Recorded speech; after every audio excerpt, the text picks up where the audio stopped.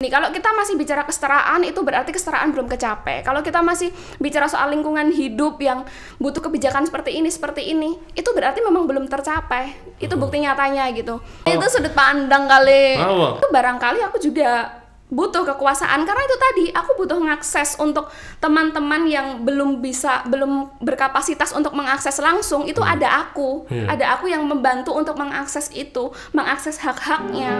Halo Lur, Bincang Jogja. Menarik ya. Saya catat bersama saya. Bang Jo bukan traffic light. Halo Lur, ketemu lagi di Bang Jo Tugu. Bincang Jogja, kena mbok tiru, iso mbok gugu. Masih dengan saya, Bang Jo bukan traffic light. Episode kali ini saya kedatangan tamu ngobrol, seorang aktivis sosial, seorang perempuan. Ini yang kemudian dia juga terlibat dalam kerja-kerja di partai politik sebagai aktivis di partai politik di daerah Bantul. Sugeng rawuh, Mbak Arda. Terima kasih, halo Bang Jo. Halo Bang Jo, iya terima kasih. Yo gimana? Yeah. Bang Paijo. Iya, boleh. Menarik Mbak, seorang aktivis sosial yang kemudian memutuskan masuk menjadi aktivis partai politik. Buat cerita Mbak, selama ini ngerjakan apa, jadi tiba-tiba kok ada terbersit keinginan masuk partai politik, itu sebenarnya gimana tuh Mbak? Oh ya, aku kalau disebut aktivis gitu ya, rasanya kok kayak berat. Sebuah pencapaian yang sudah tinggi atau mungkin sebuah perjalanan yang cukup berat gitu. Aku lebih suka sebagai pekerja sosial sih, karena memang masih dibayar orang tuh? Enggak, kan pekerja kan katanya ya wes relawan lah, ya okay. wes apalah Okay, itu ya, ya. yang penting di gerakan sosial memang.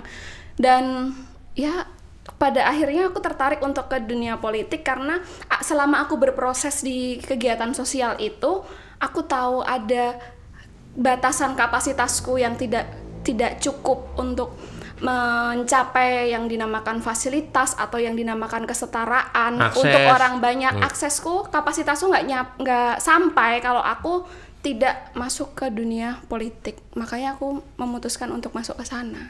Oke, sudah berapa lama keputusan itu sudah berapa lama masuk politik, Mbak? Tahun 2018. Oke, tahun akhirnya 2018 aku sebagai begitu, kader salah satu partai politik dan aku aktif di Kabupaten Bantul.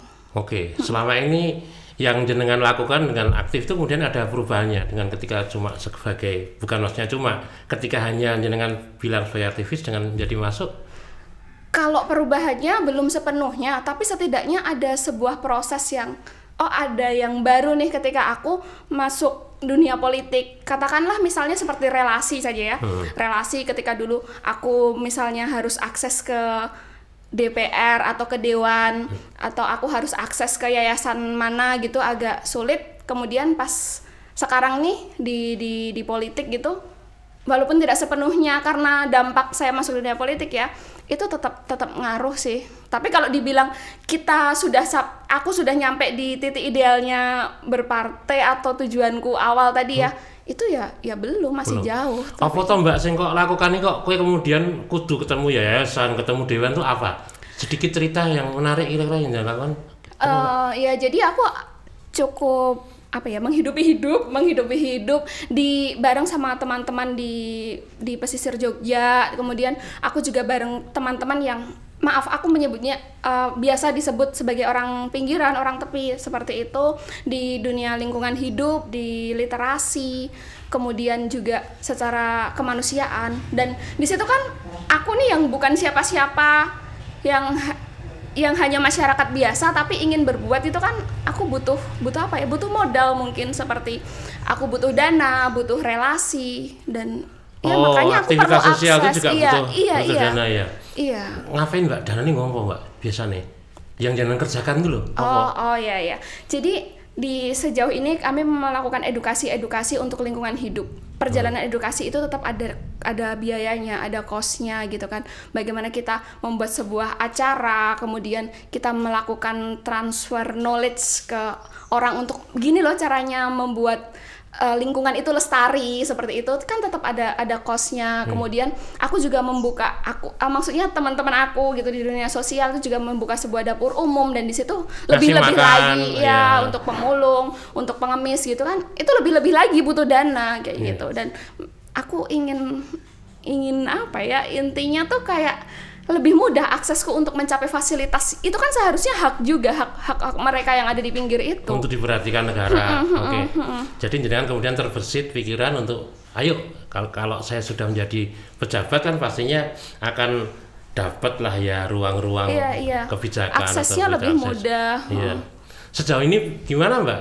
Jenengan kan praktisi ya, saya bilang praktisi itu orang yang paham lapangan, lalu masuk dunia politik lewat satu partai politik.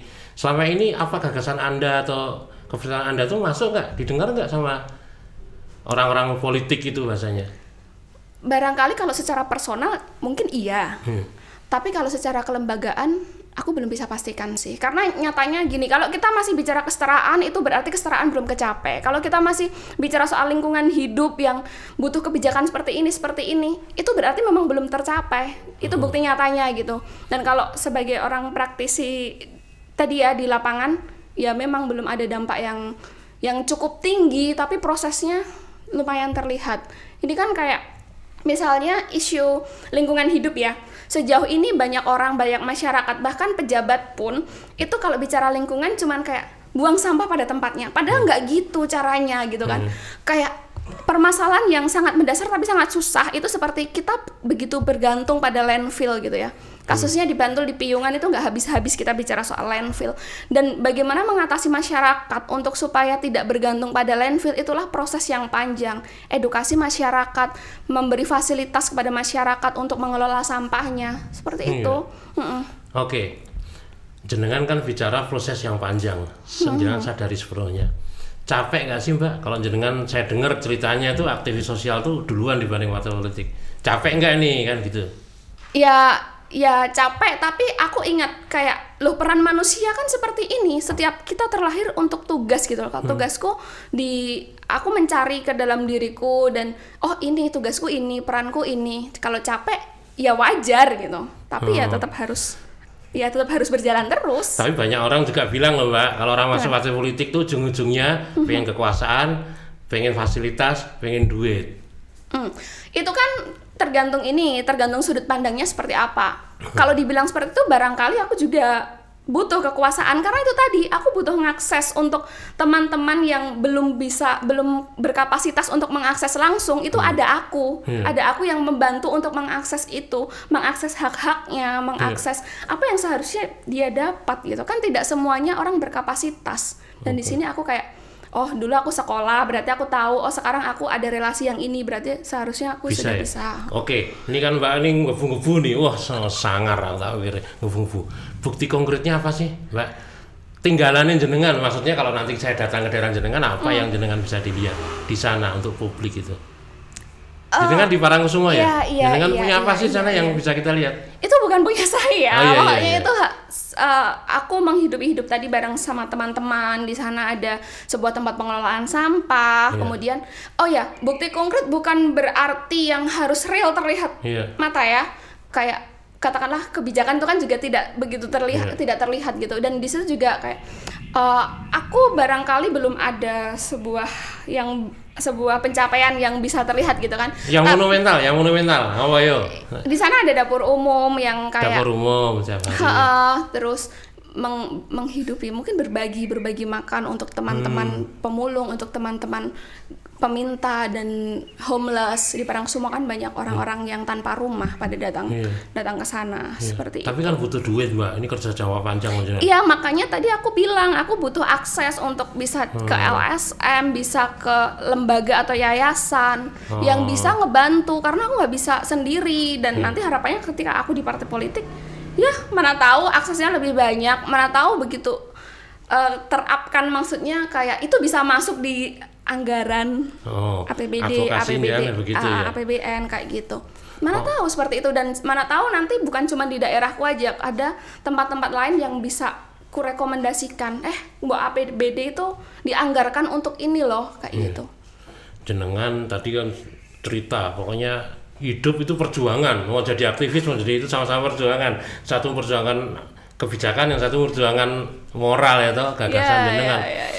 Sisi lain hidup jenengan gimana sih kalau mau bicara dengan begitu? Maksudnya sisi lain hidup jenengan, hari-hari kan jenengan juga sebagai manusia biasa, kan ada juga punya kerepotan dengan rumah atau dengan aktivitas itu, dengan orang tua misalnya kok bengi-bengi malah merono mrene ngono ngurusi uang. Gimana Pak, bisa cerita nggak?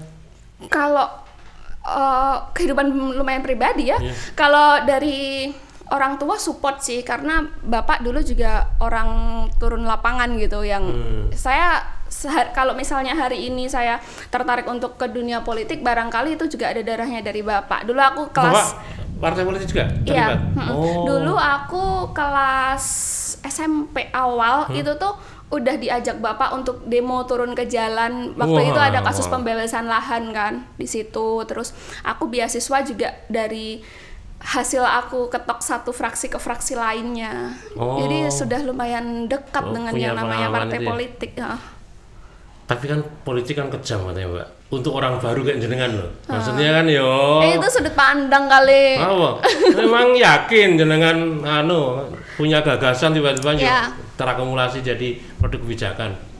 Ya harus tidak baper, mungkin berjuang. Terus ya karena sadari memang itu bagian dari proses gitu.